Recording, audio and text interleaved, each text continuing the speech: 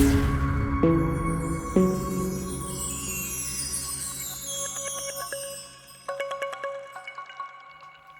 guys, welcome back to my channel, and if you're new here, welcome. We hope you like the videos that we have posted. I have a little bit of awesome news for you guys. One is my daughter had her baby, so I am now officially in the Grandmothers Club. She had her on December 28th. She was a few weeks premature, but mom and baby are doing really well, so thank you for everyone who was saying prayers for her. We are good to go for the new year, and I have tons of videos ready to share with you guys, and I hope you like everything that we post this year. So for today's video, we are going to be making a vent clip for your car. You just put it on your car's vent. It has a little clip here. It has a felt pad here in the back also. You can just add a couple of drops of your favorite essential oil or whatever you want to use for an air freshener. They have beads, or I do some without beads, and a little acrylic blank here just for decor. I have a couple of different ones just so you can see there's different ones that you can do. There's different things that you can add to them. A little cute little seahorse. I've also made them without the beads, and you would just have this underneath, just like that. If you have a shorter area in your car, if you didn't want the dangle to be hanging so far down. They're really adorable. They're really versatile. You can have several different little felt pads for the back. You can have different scents that you change out seasonally. And they're absolutely a blast to make because you can pretty much do anything that you want on these acrylic blanks. You could also use molds, silicone molds. I don't do that, but that is also an option. You can do them with beads. You can do them without beads. You can design them with other things. If you wanted them to have, instead of a flower, you could do a bow. There's so many things that you could do with these to customize them for your customers. They're just the cutest little thing to add to your arsenal. So without anything further, let's get started. The Bible verse of the day is from John chapter 16 verse 33. These things I have spoken to you, that in me you may have peace. In the world you will have tribulation, but be of good cheer. I have overcome the world. Don't forget to subscribe and follow, and find us on Facebook, TikTok, and Instagram. Alright, you guys, we're going to go ahead and get started. And these are vent clips from Zindee, and I will be sure to list those below in the description box. You can get these as a kit. They come with the 2 pieces, the ring with the clip, and a felt pad. You can also order the flowers that I will be showing in this video from Zindee as well. And like I mentioned in the intro, you can also do a bow or any other thing that you would want to put on here for decor to go in your car. And I'm just going to use some E6000. I did decide to use the black E6000 because these acrylic pieces are black as well. And you can see here I put that E6000 at the top and bottom on each side, leaving the center open, and that is so that I can add my hot glue there. The hot glue is going to act as the initial bond to hold everything together so that we can go ahead and work with these while that E6000 is setting up and drying for us. The E6000 will be the permanent hold, and that hot glue is just this the hold that we get initially so that we can continue to work with the piece. Now I like to pull the backing off of the larger piece, add that E6000, and like I said, I do it to the top and the bottom, and I add the hot glue in the middle on this larger piece. The ring, there is the part where the ring is put together, and because it's black on black here, it's really difficult to see, but I make sure that that part of the ring is sandwiched between these pieces of acrylic so that there's no chance of that ring coming apart and you losing that clip. And the clip will be positioned so that it is in one of those cutout areas of that acrylic. Now the smaller piece goes on the back side or the other side of this exposed ring, and I do the same thing, add some E6000 to the top and bottom on each side, leaving spot for that hot glue so that we get a full bond here initially. And you do the same thing, pull that brown backing off and then add that E6000 in, the hot glue in, and then just flip it over and attach it to the ring. Now it is really important that when you attach this second piece that you align those cutouts, and you'll see why we want those cutouts aligned here shortly when we go to assemble our pieces. I'm going to zoom in here so that you can see it much better. So just add in that E6000, put a little dollop of hot glue on there, flip this piece over and line up those divots, the cutouts there and the blanks, and you are good to go. Now we're going to set these to the side. Actually, I may show you what I like to do here.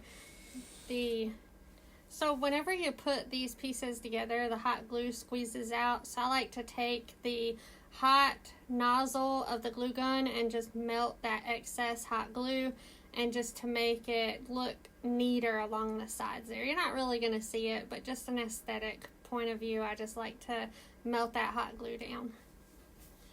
Now, what I wanted to do with this particular acrylic blank for the words, I wanted to make a patina or old look for the wording, and to do that I decided to use some of my acrylic paints and just dab that directly over onto a white piece of adhesive vinyl. This is the Oracle 651 in the gloss white. And then I'll be sure to list these down in the description box as well. The darker blue and that bronzy color are Prima Patina Effect paste paints, and the other two are just apple barrel acrylic paints. And like I said, I'm using a stippling brush to dab. I'm making sure not to paint really like brush strokes. It's more of a dabbing motion, and I'm just dabbing those paints on, and that gives us the texture that is needed for the patina type look. And all I did was basically just keep layering these and drying in between layers until I got the look that I was going for. There's really not a right or wrong way to do this. You just really don't want to use a regular paintbrush and actually brush these paints if you're going for a textured look, which is what I was wanting. Now you can use a regular paintbrush and you can paint these on. You're just not going to have a lot of texture, but you'll still get a really pretty patina effect doing that way as well. And then I just decided to cut everything off camera so that you guys didn't have to go through all of that. But if you want me to do a tutorial on how I cut things using my silhouette, I'd be happy to do that. Just let me know below.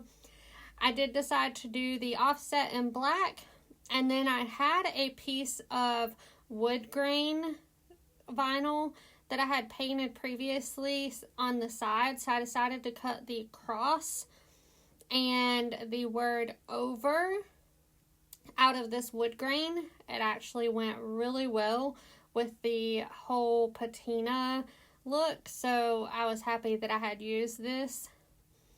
These tiny words were a little bit difficult to weed, and I should have done like a reverse weed on these, but I just kept going and decided to continue weeding the way that I was, because I'm hard-headed like that. But it all worked out in the end, and that's what matters. Now, I have gotten some questions in the past on what I'm using for a weeding tool, and it's really just a mechanical pencil. that I removed all the lead from. Excuse me. And I put a sewing needle, like, you know, the one that you would just put thread in and hand sew. I put a sewing needle in it, and it works as my weeding tool. The tip is really sharp, which is what I prefer. And I don't know what size sewing needle I used. I just know that I tried several until I got one that wouldn't push back up in the tip of the ink or into the tip of the pencil. So that's how I figured out which one to use. I just used one of those variety packs of needles and found one that worked. Now, hindsight, I would have cut this part here, the words faith and fear. I would have cut those probably at least one more time on a little bit deeper setting, because it didn't quite cut all the way through like you would really want your words to cut through, because I had to manipulate it quite a bit here, you'll see. And because I'm stubborn, I just decided to keep going and use it the way that it was and made it work. But if I do this again in the future, I will definitely cut it a couple of more times just to make sure every part of it went all the way through.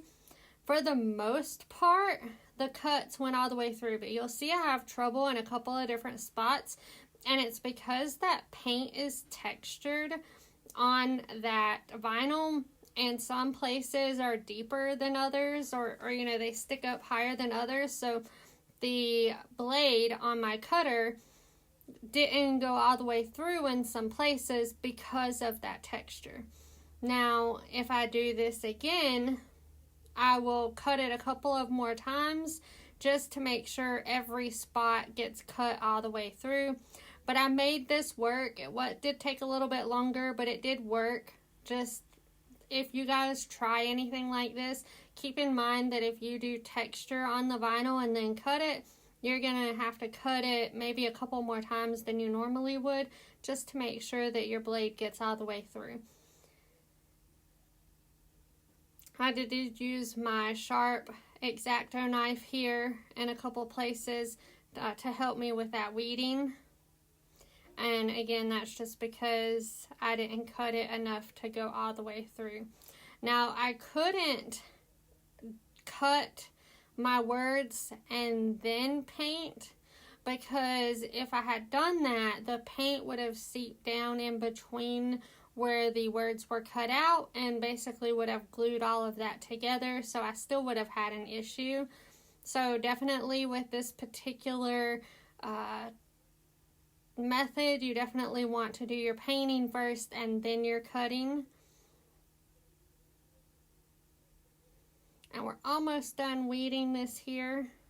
I should have sped this up a little bit more for you guys, but we're almost done. Now, I did have a spot on this R. You'll see it kind of looks weird down here. Now, I just used my X-Acto knife to finish rounding that out.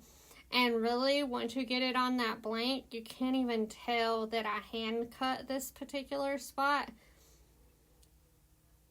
So it all works out pretty good. Now, you probably could cut and weed your words and then paint, depending on what you were painting. The reason I did not do that is because I feel if you tried to do it that way, it would look too methodical, and I wanted it to look more natural. So that's why I did it that way. Now I'm just going to place these words on the offset, and I apologize, I did not get that cross and the words over filmed me putting that on there for you. I didn't realize my camera wasn't recording when I did that part. This transfer tape that I use is, I think it's the Duck brand, like shelf liner from Walmart. I use it for everything that I do here at home. If I'm selling a decal, I'll use actual transfer tape for that. But everything that I do here at home, I use this shelf liner from Walmart. It's so much better. You get so much more and it's cheaper. And I find that it works really, really well. So that may be an option if you're looking for a different type of transfer tape. This contact paper works really, really well. And now you'll see I'm just circling off that bottom of that R, and you can't even tell that I did anything to it. It looks really good. I did not seal this or anything, so you really wouldn't have to worry about sealing it. If you were putting it on a tumbler, you might would want to seal it with some polyacrylic or maybe some quick coat from CCDIY.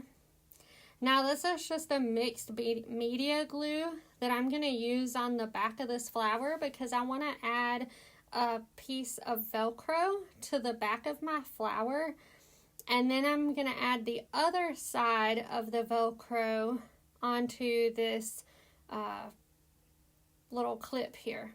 I'm just removing the rest of that paper. Make sure you remove that before you put your flower or any bow or any other decor on here. And then I'm going to sand that surface just so the glue has something to grip onto. And I'm going to use E6000 for this side of the piece of Velcro. Now, the only reason that I'm using glue on these Velcros is just to ensure that the Velcros, whenever you pull the bow or the flower off, it doesn't pull that Velcro off because you don't want your customers having a difficult time with these. So that E6000 is going to ensure that the Velcro stays in place. And I just set that off to the side for now to dry a little bit before I attach that bow to there. Now I have my acrylic blank from Zindee. It's a 3-inch Faith Over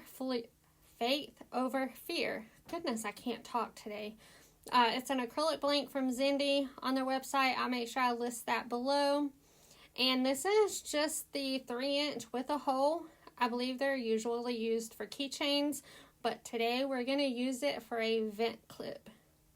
And like I had mentioned previously, you can do, if you have silicone molds, you can pour a mold and then you can demold it and use that for your little decor on your vent clip. It's, you know, whatever you want to use. Now, this is just some UV resin. And I'm going to add Winter Wonderland to it and mix it up. And that is going to be what we put for the glitter on this vent clip. Now, the paper that I removed on that vent clip is the back side. And I did sand it with a fingernail file. I get the fingernail files from Dollar Tree, and I use those to sand my acrylic blanks. You can use sandpaper or whatever you want to use, and it works just the same. Just be sure to wipe off all the grit with a rag or paper towel or something to remove all of that before you add your glitter. And I'm basically just going to use the UV resin to apply this glitter and my silicone brush here. And I just pile it up in the middle and then do the best I can to spread it out. Now, I will say when you're using UV resin that you will want to turn off any lights that are, I have an OTT light, and the light will start curing the UV resin. So if you have a similar light, you may want to turn it off before you start messing with UV resin because it will start curing before you're ready for it to cure. Just as a little warning tip, if you've noticed your resin cures before you're ready for it, it may be your light source. It does not have to be a UV light to begin to cure these resin pieces with the UV resin. So just keep that in mind, especially if you're working on large pieces. Now, you will want a UV light to completely cure your piece, but a fluorescent light will begin that process, but it won't completely cure it, but it will start it to where it makes it difficult to work with. And that's what happened a little bit here with this piece on that left-hand side. But I just use a little torch. It's just a little barbecue lighter, and pop any bubbles that are on the surface and then put it under my light for 60 seconds and it's completely cured. Now, that UV resin that I use is some resin that I was selling in my store. I do not have any at the moment, But there are other brands. You can get UV resin from CCDIY. They have a great UV resin there as well. And I'll be sure to list them below in the box below. Now I'm just going to cover that glitter with a plain layer of UV resin, and that is because of the chunky glitter. Some of those pieces were sticking out. You'll notice that I was turning my light on and off, and that was because I didn't want it to start curing before I was ready again. Now that I have that glitter sealed in, it's all smooth, and we're ready to start on the front side of this blank. I put the glitter on the back so that whenever I'm using my decals on the front, it is a flat surface to work with, and I'm not having to add those decals over the glitter. So that tends to help. Depending on what I'm doing will determine where I put the glitter. Some pieces I only work on the front side, so glitter and decals will be on the front. And on other items like this one, I'll do glitter on the back and my decals on the front. Now, I just eyeballed this placement of the decal on this blank, and I wished I had used that piece of parchment paper that you see at the top of the screen on the right hand side, but I didn't, and I kind of messed it up because you can't remove it once you get it on there, or if you can, it may be a bit difficult. Once I stuck this or began to stick this, it was there, and I tried to pull it up, but there was no pulling it up, so I just had to go with it. So once it's there, it's there. And because this is a textured vinyl piece with those words faith and fear, the backing was a little more difficult to pull off. But if you just turn it over and work slowly, it'll come off pretty easy. That's what I like about that contact paper. The tack isn't really heavy, so pieces don't stick to it real hard, and they come off easy. But again, textured pieces take a little more effort to get them to stick to it. And you'll see I pulled that up a little bit because I started to stick it and didn't like the placement. And I still don't like the placement, but I had to just go with it.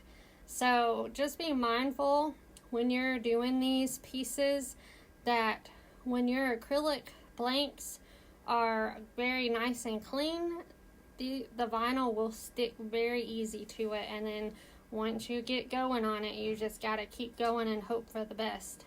The placement isn't horrible, but I wish I had gotten it a little bit better. Now, I wasn't careful enough when I was peeling off this transfer tape, so I pulled up a little bit of that wood grain, and what I did was just pull out a couple of alcohol inks and retouch that up. And I think it really added to the character of this piece. You'll see it kind of looks a little bit off over there, so you'll see where the top of the cross is. It kind of looks a little off, and that's where I had the placement issue. So now I'm just going to touch up the cross, the wood grain on that cross, and I'm just using a couple of brown alcohol inks. I think I used caramel and ginger, and I just went back over it and kind of touched it up a little bit. Nothing too fancy. It did kind of work out because right there where I'm painting at, it like took to the vinyl a little more than it originally did, and so it almost looks like a couple of knots in the wood there, and so that did kind of work in my favor. And to put this alcohol ink on the vinyl, I just pulled out a couple of brushes. One is a makeup brush, and the other one was a really fine point paintbrush. And I just go over this wood grain a couple of different times and try to keep only on that white vinyl that has the alcohol ink already on it. Now, like I said, I wasn't aiming to do anything too major. Just cover it up because it did pull it off down to the white vinyl. And so I just wanted to make sure that that vinyl was covered up. Make sure that our flow was going to work really good here and it didn't stand out and look like I had repainted everything.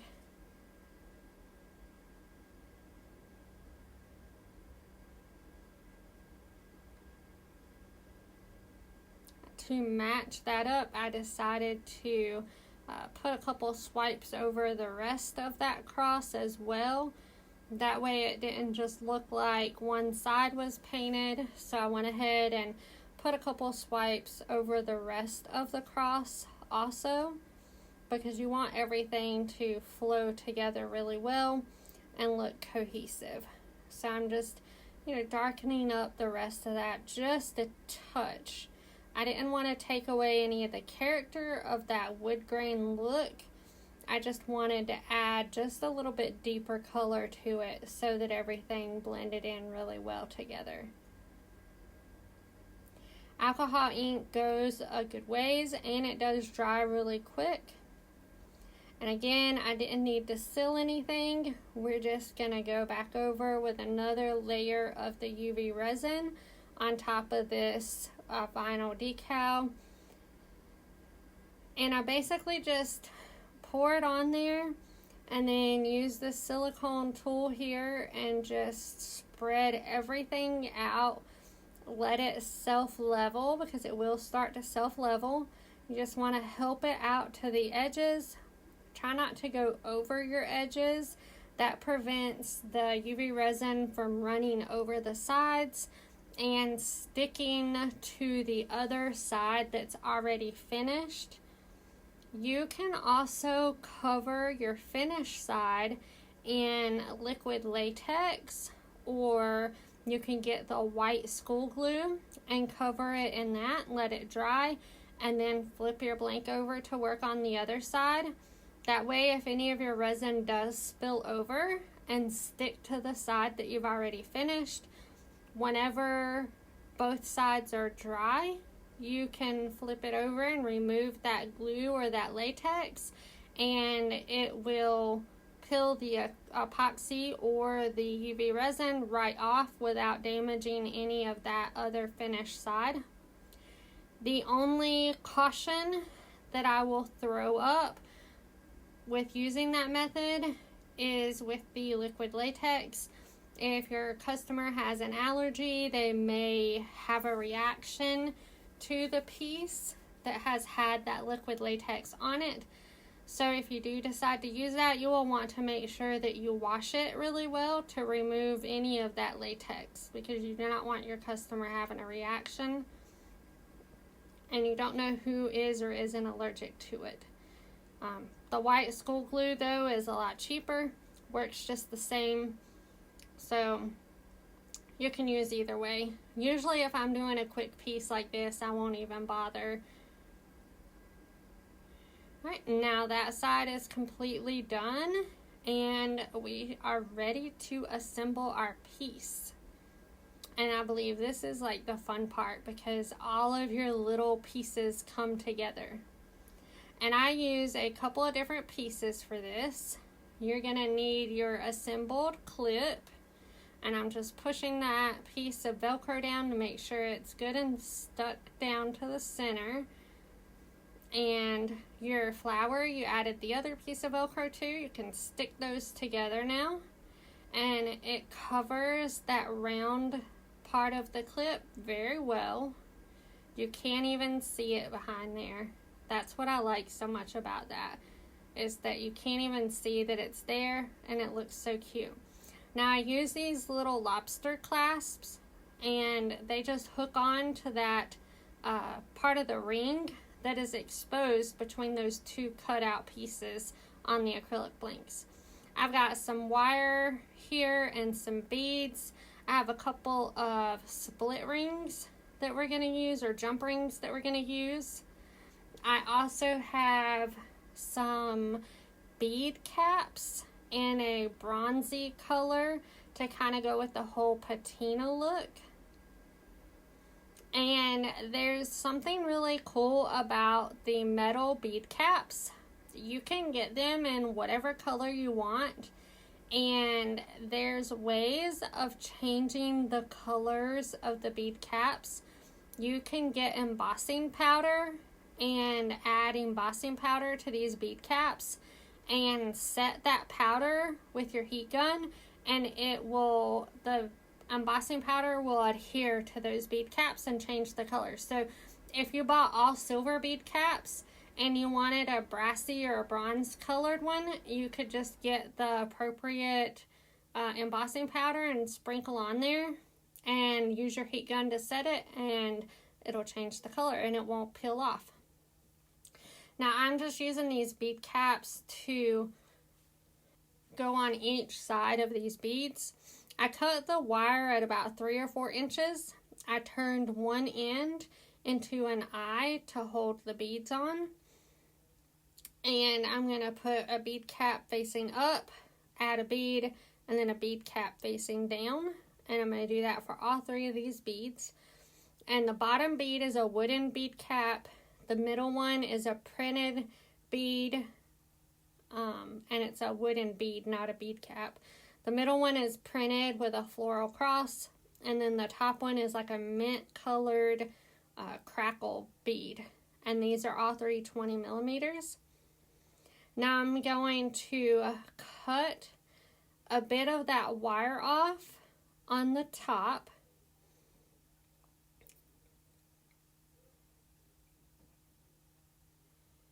And because I don't hold this wire properly, I have to re-bead my wire because beads go everywhere. But you know, that's how it works when you're crafting, right? You reassemble a dozen times to get one project finished. And that's if you finish a project, because I have so many not finished projects. And here I should have cut off a little more wire, because when I go to make my eye at the top, there's too much wire, so I have to peel it back up and cut some more wire off. And these are round nose pliers that I'm using to make a little eye at the top.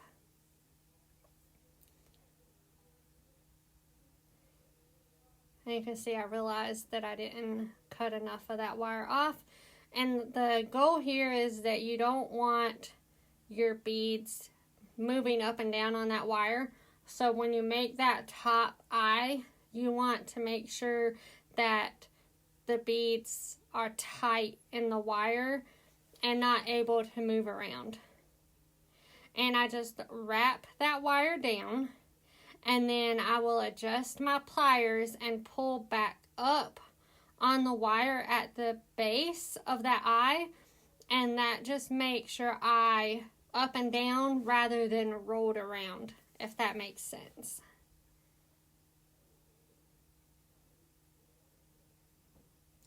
Now I'm going to take my flat-nosed pliers here. I have 2 pair of them. I use them to open up these jump rings. And I want the openings of those eye hooks there to be opposite of each other. So one end of my pliers is flat horizontally and the other is vertical. And that's just so everything flows correctly once I put it together. Now with these jump rings, always make sure that you open them front to back and that you don't pull the wire apart. Because if you pull it apart in that manner, it reduces the strength of the jump ring, so it won't hold together properly. And if you twist it back and forth to open and close it, the wire maintains its strength. So you'll see here, instead of pushing the wire together, I'm going to wiggle it front to back. So you go front to back a few times, you'll hear the wire clicking together at the tip. And then you just want to make sure that it's closed, because the more you wiggle front to back, it'll close in on itself, and then you're good to go. And then here I'm just going to open the second one. And Now see, I go front to back here when I open it. Just make sure that that's how you open them. You do not want to pull it apart side to side. You want to make sure you go front to back and open it. And I'm just going to add that jump ring into and the acrylic blank and then the beads on as well. Now this one, depending on the size of your jump ring, closing this is going to be a little more tricky. I used a smaller jump ring. I could have used a bigger one, but I wanted to make sure that there wasn't a lot of excess room. So I used one that would be really tight. If it's easier for you to use a slightly larger one, then that's what I would suggest. But these work as well. I want to say it was like an 8mm jump ring, but I'm not sure. And you just keep wiggling back and forth until you get that jump ring closed. And then you can twist that opening around if you would like. That way the pressure is not right on where that eye is on the bead wire. Alright, I've got that pretty much closed up. And it's fitting nice and snug. And now all that is left is to use that lobster clasp on the exposed ring right there where we left those two indents lined up together on that acrylic piece there, and it just clips right in. And now all you have to do is hook it on your vent in your car. And then the little felt pad in the back of that vent clip is where you add a couple drops of whatever scent you want to put on it. And it'll make your car smell so good. You can change those out for Christmas time, for springtime, summer, or however you would like. Thank you guys for watching. If you liked our video, please subscribe. And that way you'll get notified for all of our future videos. You guys have a wonderful week. And we'll see you next week.